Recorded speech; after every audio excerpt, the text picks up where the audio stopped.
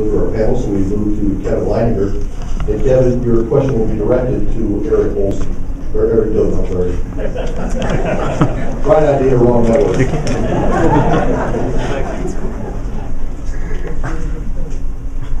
To put it mildly, the Public Safety Academy has underperformed since it opened. My question for you, as mayor, would you all continue to pour city money into it? And would you continue to pay the salary of the new director, which is, to put it mildly, rather generous? What is your plan for turning that building around?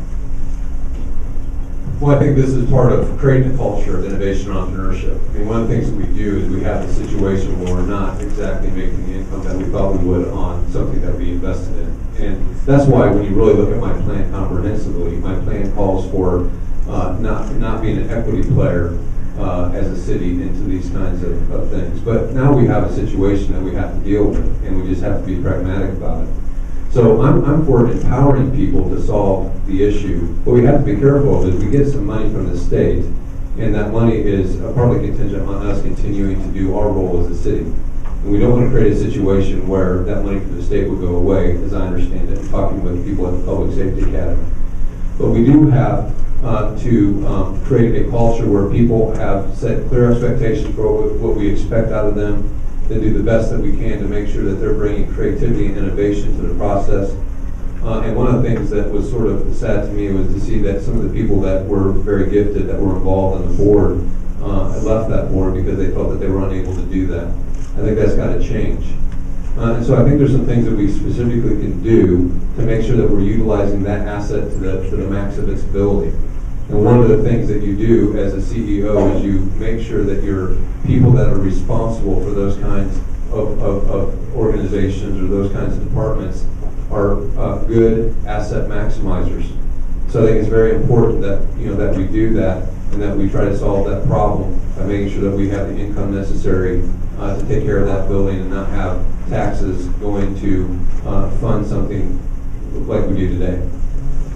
Okay, and for the 1 minute responses, we go alphabetically. So first to Liz, and Liz, you have 1 minute, and your response, please. Well, the first question we have to continue paying for. It costs us $500,000 a year, but we don't have a choice because the public-private partnership that was made, we're on the hook with that with the state. So if we discontinue that, we'll actually owe more money.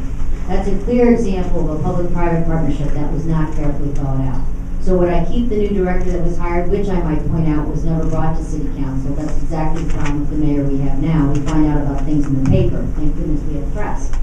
But the point is, how do we address that? Well, when I'm mayor, I'll look and see what this new director has done. If he's actually made an success, well then we'll see. Because obviously it's draining money right now, but it's not working. And that's why you have to be very cautious when you enter into these kinds of pie-in-the-sky projects that purport to bring in lots of money, and if it were that easy, every community would be doing it. So what we need to do is we need to make sure that we're using it as efficiently as we can. And even now we're not using it. It's basically an ancillary auxiliary service for ID Tech where classes are being held. It's a fabulous building. Thank you very much. And now for 1 minute we go to Paula Hughes. Paula? Well, I would say that, yeah, absolutely. It was envisioned as a public-private partnership with the emphasis on private, and the Henry administration let the whole community down when they took it back under the public's wing, so it's draining our resources. But one of the things that does have potential out there is the dreams the sheriff has of creating an excellent training course not too far from the current Public Safety Academy. And the things that the sheriff is putting in place at firing range and outdoor driving course, those are things that would be complementary to what's offered at the Public Safety Academy. And we can actually make a go of it as a regional or statewide training facility. There's opportunity there. We have an asset. It's a beautiful building. Would I have built it? No. Would I have thrown away the private partnership? No. But we need to make the best of what we've been left with. And I think that includes working in partnership with our own other government agencies and making sure that it becomes a profitable center. To answer the question about the salary, I think it should be tied to the profitability of the center.